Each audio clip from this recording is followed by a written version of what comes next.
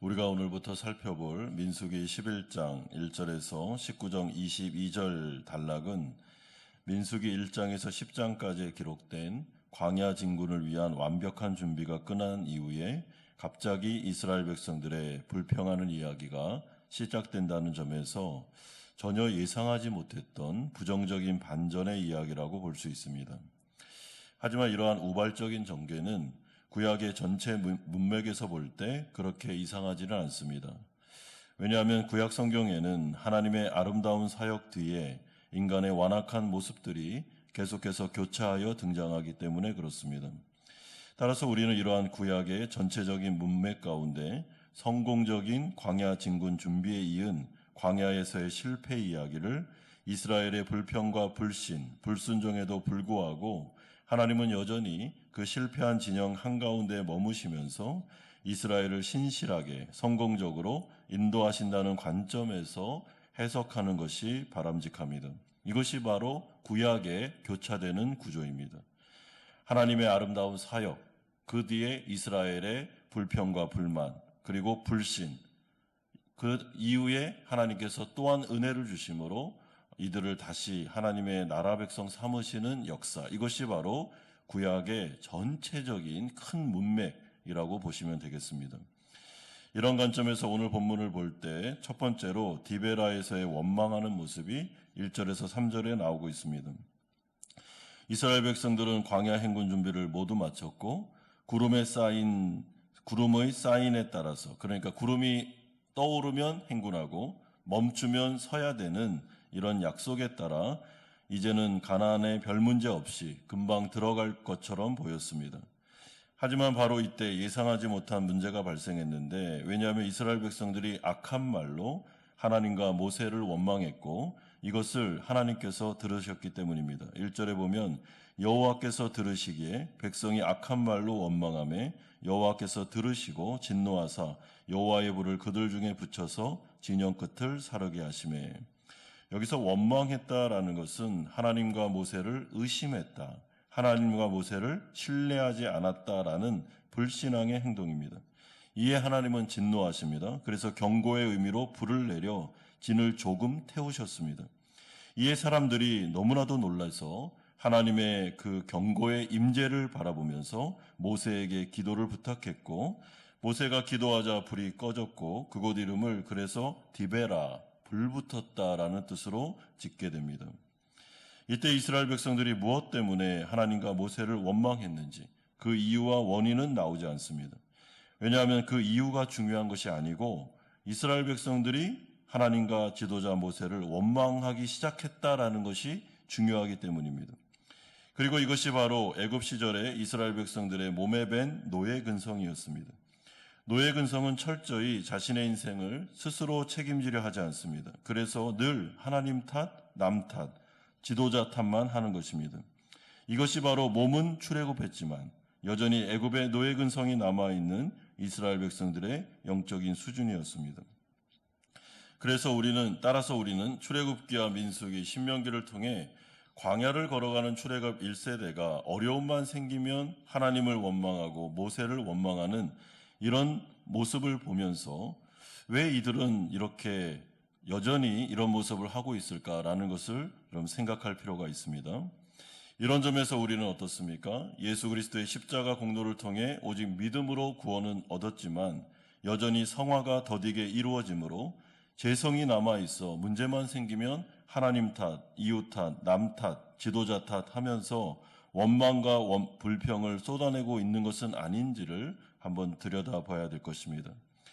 두 번째는 이스라엘의 탐욕과 원망하는 모습이 4절에서 9절에 또다시 나오고 있습니다.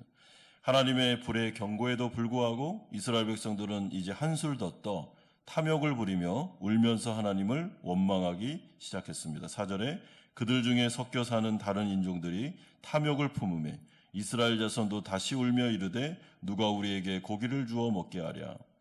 디베랴 사건을 경험한 이후에도 이스라엘 백성들은 전혀 달라지지 않았습니다. 물론 이번에는 문제의 발단이 이스라엘 자신들의 문제가 아니라 그 회중 가운데 섞여 있었던 다른 인종 때문이었습니다. 그러나 그럼에도 불구하고 이스라엘 백성들은 오히려 그 다른 인종들의 불평과 불만에 대해서, 탐욕에 대해서 책망을 했어야 마땅하지 영향을 받아서는 안 되었는데 이들은 영향을 받고 있습니다. 그러므로 저는 이런 이스라엘 백성들의 마음에도 탐욕이 있었기 때문에 영향을 받았다고 생각합니다. 그렇다면 이들의 탐욕의 주제는 무엇이었는가? 고기에 대한 문제였습니다. 고기가 먹고 싶은데 누군가가 능력이 없어서 자신들을 출애굽시켜 놓고는 고기도 주지 않는다라는 식이었습니다.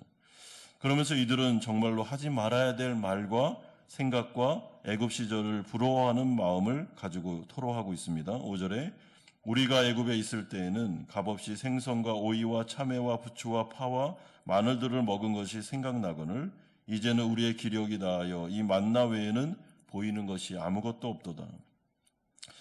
여러분, 아무리 어렵고 힘들어도 또 마음속에 불평이 일어나도 해야 될 말이 있고 하지 말아야 될 말이 있습니다. 근데 이스라엘 백성들은 하지 말아야 될 말을 하고 있습니다.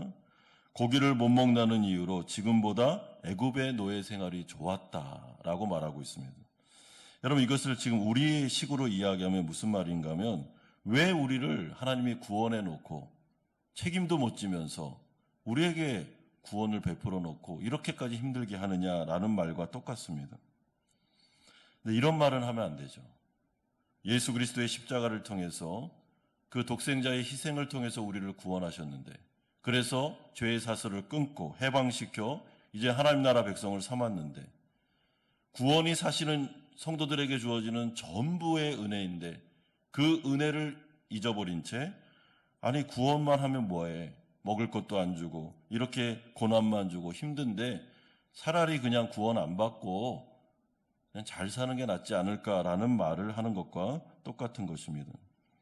여러분, 이거는 인간으로서는 할 말이 아닙니다. 마치 물에 빠진 사람을 구해냈는데 보따리 내놔라 하는 것과 똑같은 상황이었습니다.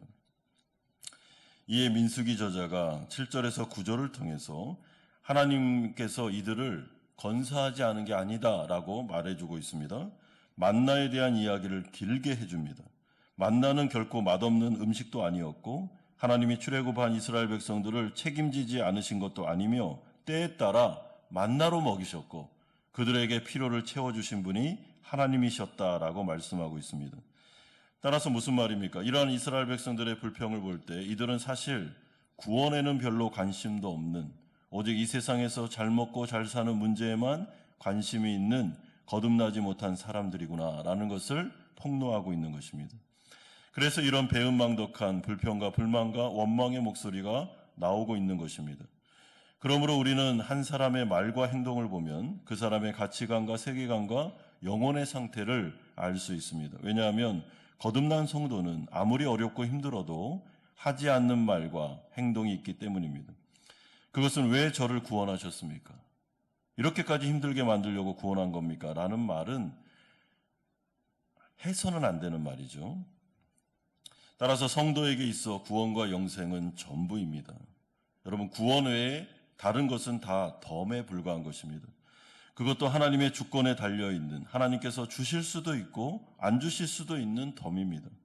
물론 성도들은 구원에 감사하는 마음으로 덤인 우리의 필요에 대해서도 얼마든지 구할 수 있습니다. 하나님께서 허락해 주시면 감사하고 그렇지 않으면 만족하면 그만입니다. 그럴 때 하나님은 이렇게 구하는 백성에게 구원 이외의 것들도 주시되 넘치도록 후하게 주십니다.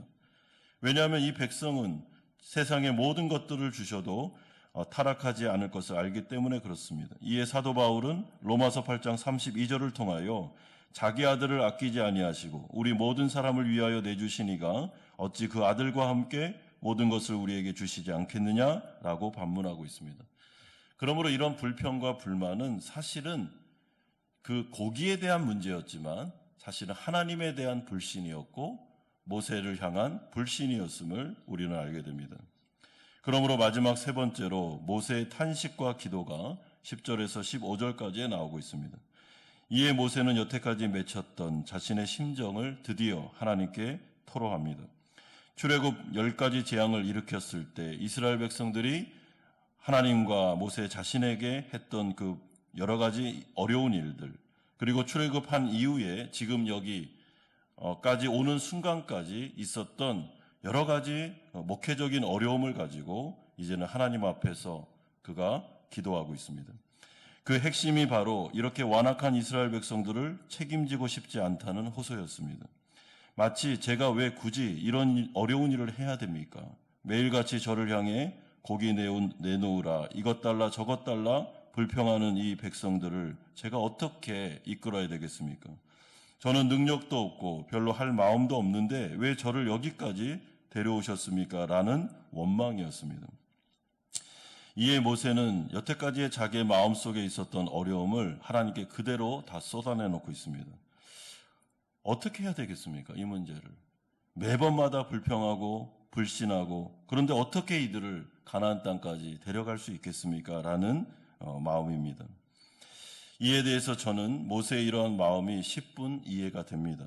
하지만 모세도 지금 많이 성숙해 있지 못하구나라는 것을 느끼게 됩니다. 이런 점에서 민수기 저자는 모세도 더 많은 연단 과정을 통해 목회자로서 더 많이 성숙해질 필요가 있음을 말씀하고 있습니다. 왜냐하면 이런 말을 하고 싶어도 저는 하고 싶지 않습니다라는 말은 하면 안 되는 것입니다. 하나님의 부르심을 알고 동의하여 왔기 때문에 모세가 어려우면 어려움에 대해서 하나님께 얘기할 수는 있습니다. 그러나 그럼에도 불구하고 하나님 관점에서 생각을 해야지 이렇게까지 마음을 쏟아내는다? 물론 이해는 되지만 그래도 모세도 더 성숙할 필요가 있다고 생각합니다. 나중에 가면 모세가 굉장히 온유함이 극대화된 사람으로 표현되는데 그것은 그냥 만들어진 게 아니고 여러 어려움을 과정을 통해서 그가 자신의 하나님 앞에서 비춰보고 말씀을 비춰보고 하는 그 수많은 40년 동안의 광야 생활 동안에 만들어진 모습을 우리는 알게 됩니다. 그렇다면 이러한 총체적인 난국에 빠진 출애굽 1세대들 이스라엘의 공동체에는 여러분 희망이 있겠습니까? 오늘 민수기 저자가 이 디베라 사건을 우리에게 말씀하면서 질문을 던지는 게 이런 것입니다. 이스라엘 백성들은 이렇게까지 원망하고 이렇게까지 불평하고 또한 지도자 모세는 못하겠다 하고 그러면 하나님의 나라는 어떻게 되는 것입니까? 이 부분에 대해서 이 민수기 저자는 희망이 있다라고 말씀합니다. 왜냐하면 하나님께서 이들과 언약을 맺으셨기 때문입니다. 이것이 바로 유일한 소망입니다. 구약 성경에서 계속해서 우리에게 말씀해 주는 것은 유일한 소망은 사람에게 있는 것이 아니라 하나님에게 있다는 말을 계속해 줍니다. 하나님이 소망이다. 하나님이 언약을 맺으셨기 때문에 이스라엘 백성들은 구원받을 수 있으며 하나님의 나라는 그래도 안전하게 진행될 수 있다라고 말씀하고 이런 문맥하에 오늘 이 민수기의 말씀도 그 말씀을 해줄 뿐만 아니라 오늘 본문도 그 이야기를 동일하게 우리에게 해주고 있습니다. 여러분 모세도 우리에게 소망이 아닙니다. 이스라엘 백성들 더더욱 아닙니다. 노예 근성이 여전히 남아 있습니다. 그럼 하나님의 나라는 어떻게 됩니까? 민수기 저자가 하고 싶은 말은 하나님에게 소망이 있다고. 하나님이 언약을 맺으셨기 때문에 하나님께서는 자신의 모든 것을 다 내놓고 이 백성들을 책임질 마음이 있으며 목양할 마음이 있기 때문에 하나님으로 인하여 이스라엘은 실패하지 않고 가나안 땅에 들어갈 것임을 말씀해주고 있습니다. 사랑하는 성도 여러분, 우리가 인생을 살아가며 하나님께서 우리를 교회로 모으셔서 하나님의 일을 진행해 나가십니다. 교회도 사람들이 모여 있는 곳입니다. 그래서 여러 가지 불평과 불만이 나올 수 있습니다. 그럼에도 불구하고 우리가 서로 하나 되며 교회를 통하여 하나님의 나라를 이룰 수 있는 유일한 이유는 이 가운데 거룩하신 하나님께서 살아계시기 때문에 그렇습니다. 그 하나님은 우리를 사랑하시며 우리와 동행하십니다. 지도자 모세도 바꾸시고 또한 그 가운데 있는 이스라엘 백성들도 바꾸어 나가면서 하나님의 나라를 이루시는 분이 바로 하나님이십니다. 그러므로 우리에게 있는 소망은 하나님 한 분밖에는 없구나 라고 생각하시면서 인생을 살아갈 때 내 자신을 돌아보면서 여전히 내 마음속에 노예 근성이 남아있지는 않은가, 늘 남의 탓, 지도자 탓, 하나님 탓하면서 우리가 인생을 살아가는 것은 아닌가라고 돌아보시고 오늘 이 새벽에 하나님 앞에서 우리 자신의 내면을 잘 돌아보면서 회개할 것은 회개하고 돌이킬 것은 돌이키고 감사할 것은 감사하면서 이번 한 주간도 하나님 앞에서 승리하시는 성도님들 되시기를 주님의 이름으로 축원드립니다.